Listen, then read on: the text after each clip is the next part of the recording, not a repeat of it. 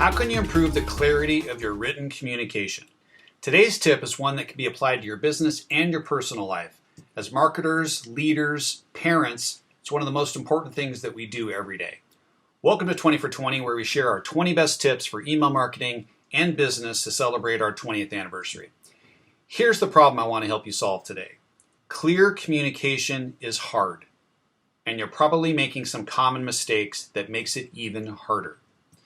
The problem with communicating clearly is that there are at least two people involved, which means we may have our own interpretation of what's actually being communicated. Another big challenge is that we're often not communicating face-to-face. In today's remote working world, especially today, with different time zones, that's often impossible, so we rely heavily upon written communication. So this creates real challenges in communicating clearly because the receiver doesn't have the benefit of speech or nonverbal clues to help understand what's being said for clarification. Here at Email Broadcast, we operate as a remote team, and communicating clearly is so important we actually work at it and train on it. We have a very high standard for clear communication because when it's done correctly, everyone saves time and frustration. Unfortunately, the opposite is also true. Poor communication, usually from the people who are focused on working quickly, actually wastes time and money. So it's a skill set I think that's worth working on. So today I want to share with you a document we use to help us remember to communicate clearly. But before I do that, I want to warn you that you may have to have a paradigm shift, right? A way that you see the world differently, especially if you're the boss. You have to slow down to go faster. Here's what I mean.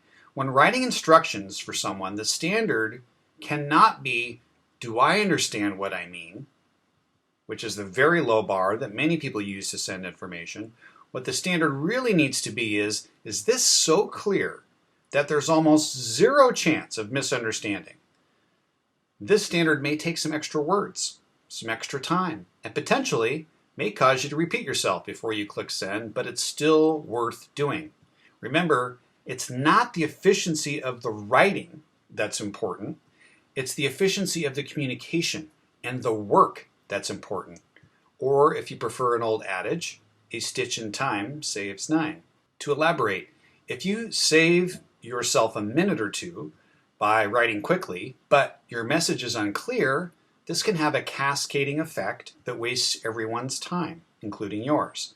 If your direction's unclear, the likely outcome is that the person will either have to ask for clarification, and since this is writing, it likely was an email or a Basecamp or Slack, there will automatically be a delay because that's built into the nature of the medium.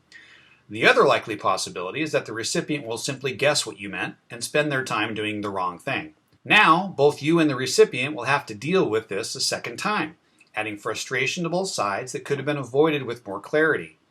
And now that time has passed, you may have also eaten up any lead time that you had for this to-do item, causing both parties undue stress. Okay, so now that you understand why it's important to communicate clearly in writing, here are some practical tips on how to do exactly that. So here's our 7 tips for communicating more clearly.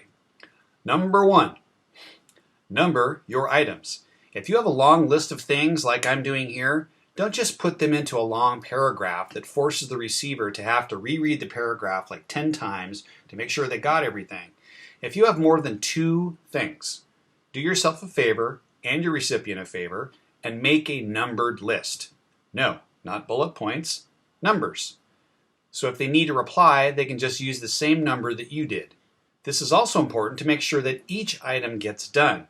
If you send 7 things to get done, but only 6 do, that causes so much frustration, but it's your fault.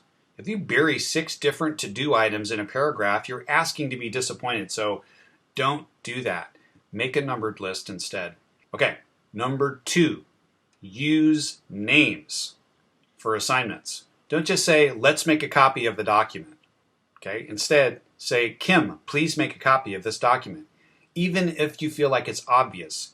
Everyone appreciates clarity, and you can be the hero by saving everyone's brain cells. Number 3, include background information if necessary.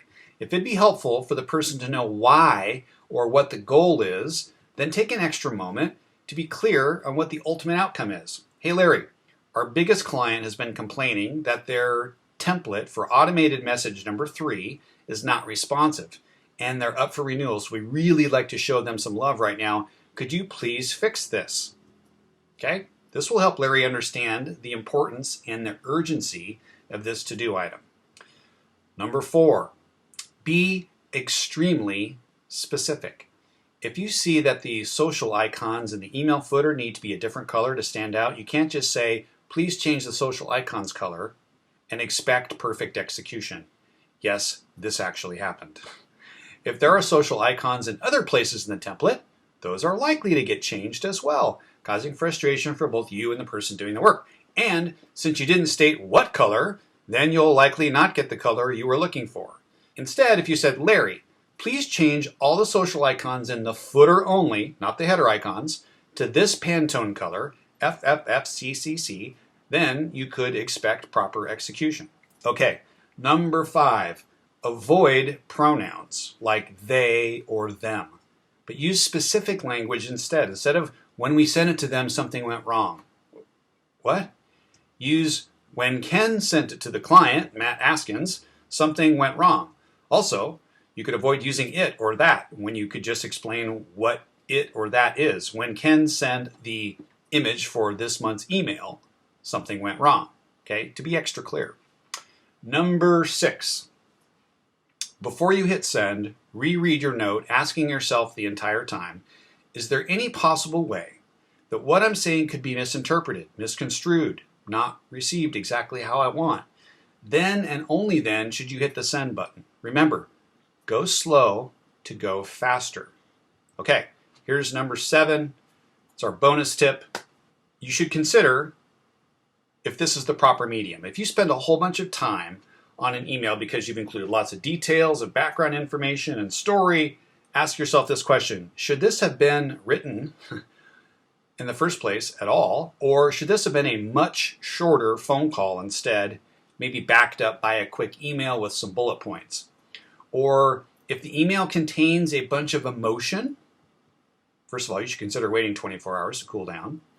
But then you should change the medium to a phone call or a video call or face-to-face instead. Email is great for communicating data, not at communicating emotion. Okay, there you go.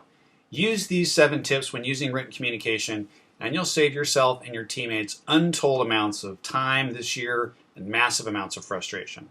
Hey, remember, for every 20 for 20, we give away a prize. And today's prize, to help you communicate more clearly, is this really cool lavalier microphone that plugs right into your phone or your computer. I like it because it's got a really long cord, making short and medium shots really easy.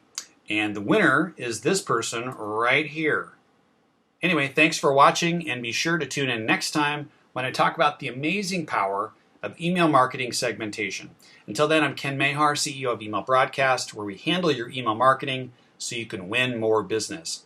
If you think your business could benefit from a world-class email campaign, now you can book a free 20-minute strategy session by clicking on the link below.